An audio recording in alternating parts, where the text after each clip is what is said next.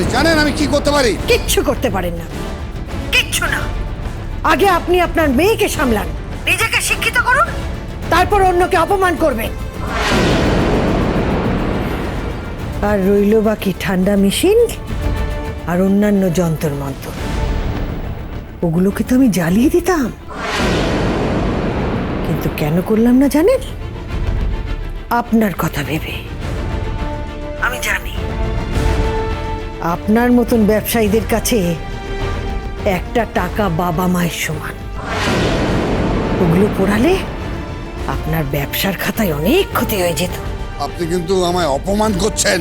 হ্যাঁ হ্যাঁ করছি, অপমান করছি। কারণ মাথা নিচু করে গলায় গামছা দিয়ে আপনি আমার খোকাকে বিয়ে করতে অনুরোধ করেছেন।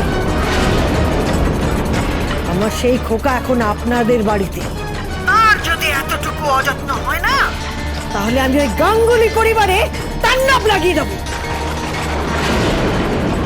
কথাটা মনে রাখবেন। How dare she is? কি হয়েছে? কৌশল্যা মুখার্জি, বুঝলি দিদি, আমাকে অপমান করেছে। আমি ছাড়বো না, আমি কিছুতেই ক্ষমা করব না। আর ওর ছেলেকে আমার জামাই হিসেবে মানবই না। আমিও তাই চাই।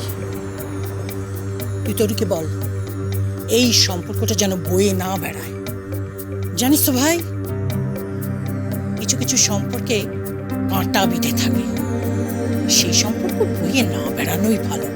সেই সম্পর্কটাকে উপড়ে ফেলে দিতে হবে।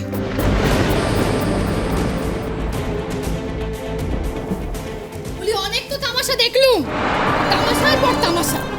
ছেলে শহর থেকে বউ নিয়ে এলো, অষ্টমঙ্গলে চলেও গেল। কই কই আমার টাকাটা দেওয়ার কথা তোমার মনে পড়লো না একবারও?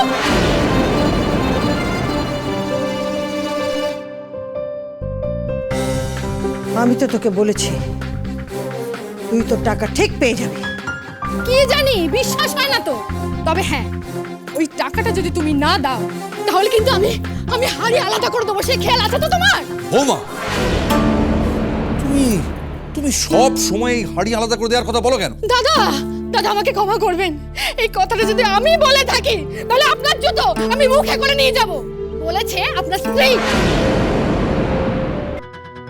তবে হ্যাঁ, ওই রাজশেখর গাঙ্গুলির জন্য জমি বিক্রি করে আপনি যে টাকাটা দিয়েছিলেন, তার মূল্য সুদে আসলে এখন 10 লাখ টাকা দাঁড়িয়েছে। আমার বাবা কোর্টের মোহরি, আইনের মার প্যাচ সব জানে। ওই টাকা যদি আমি ফেরত না পাই, আর এই ফাল্গুনে যদি বাণীর বিয়েটা দিতে না পারি, তাহলে কথা দিচ্ছি আপনাদের আমি কোর্টে দাঁড় করাবো। বৌমা, হ্যাঁ, একদম ঠিক বলেছি।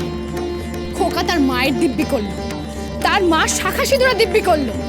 সেই দিব্যি যদি রাখতে না পারে, তাহলে ভাইয়ে ভাইয়ে কোর্টে হবে জমি জিরেতের লড়াই।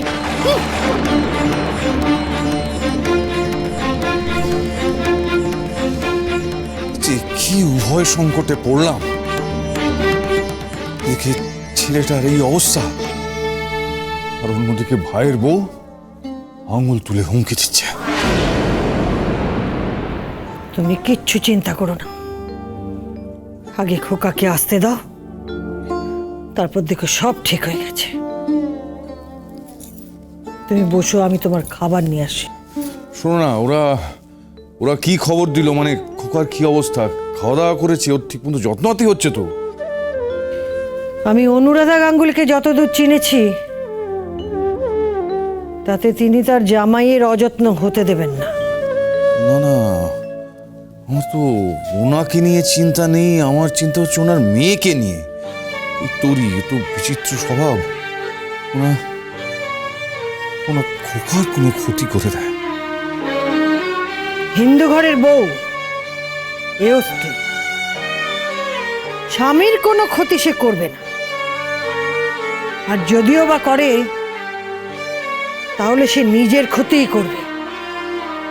আমি তোমাকে বলছি, এটা খোকার মায়ের কথা।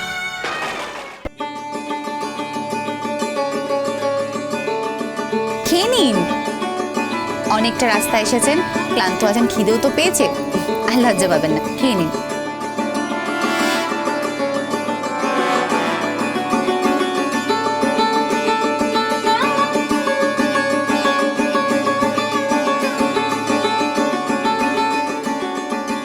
হ্যাঁ খাও খাও, এই খাবার তো তোমার আর গ্রামে জুটবে না, তাই না? তিথি, তুই চুপ করবি? তুই এখন এখান থেকে যা তো। আর ভুলে যাস না, উনি কিন্তু এ বাড়ির গেস্ট নয়, উনি এখন এ বাড়ির জামাই। কি খেতে বসে পড়েছেন? খান খান, ভালো করে খান। সত্যি তো, এত বড় স্বাস্থ্যটাকে রাখতে হবে না, ভালোয়ান পুরো। আচ্ছা, ওর তো কালকে ষষ্ঠী করবে, তাই না? হ্যাঁ, আমিও ষষ্ঠী করব। কেন রে? আমি ভাবছি কাল আমি তোমাদের হাতে হাতে রান্নায় হেল্প করব, পরিবেশন করব। কি বলছিস তোরে? তুই পরিবেশন করবি? এ তো ভূতের মুখে রাম নাম রে। আর বাজার তো সব হয়েই গেছে। বাজারে কি আছে তোরি? খায় তো নিরামিষ। এঁচড়ের ডালনা করা হবে, একেবারে গাছ পাঠা। এছাড়া হবে পনির, পটলের দোরমা, ডাল, 5 রকম ভাজা, আর তার সাথে শেষ পাতে থাকবে পায়েস, রাজভোগ, দই আর মালপোয়া।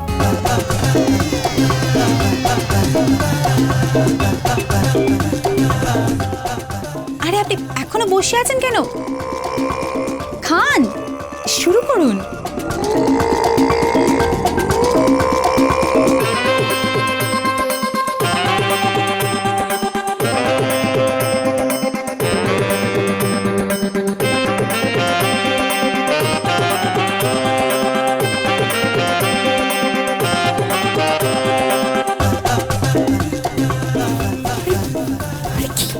কি হয়েছে?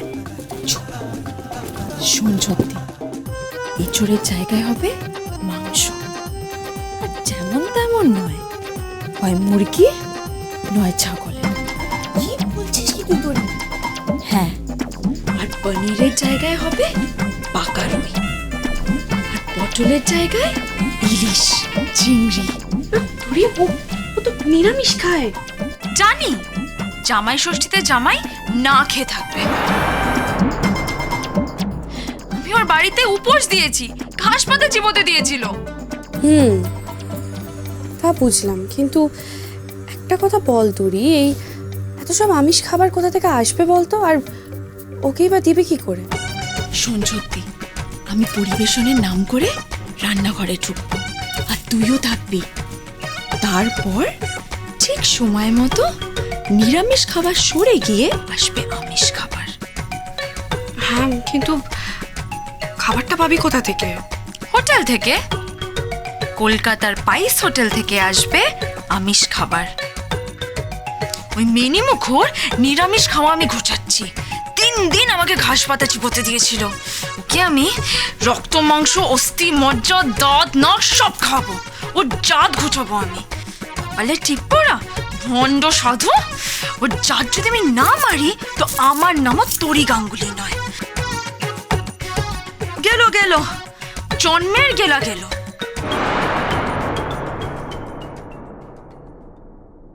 দাঁড়ি মেয়ে বাবা স্যুট পরবে। এইটা বাবা স্যুট নয়, এইটা হলো নাইট স্যুট। আপনি একটি বিচিত্র প্রাণী। আপনার আপনার বাড়ির প্রত্যেকে এক একটি বিচিত্র প্রাণী, খালি আপনার মা আর এই বৌমনি বাদ দিয়ে। আচ্ছা, আপনার জামা কাপড় ক্রমশ সংক্ষিপ্ত হবে নাকি? মানে না মানে প্রথমে ছিল শাড়ি, তারপর হলো সালোয়ার, তারপরে বাবা স্যুট, তারপরে আরো ছোট আরো ছোট। এই চুপ করুন, ছোট হলে আপনার বাবার দাদা কি? আপনি সব উত্তর দিকে মুখ করে আর আমি সব দক্ষিণ দিকে মুখ করে। এই আপনার কি চরিত্র খারাপ নাকি? তোরে এসব কি বলছিস? তোরে স্বামীর স্ত্রীর দিকে তাকালে চরিত্র খারাপ হয় নাকি? স্বামী, এমন স্বামীর কেতায় আগুন। খোকা বাবু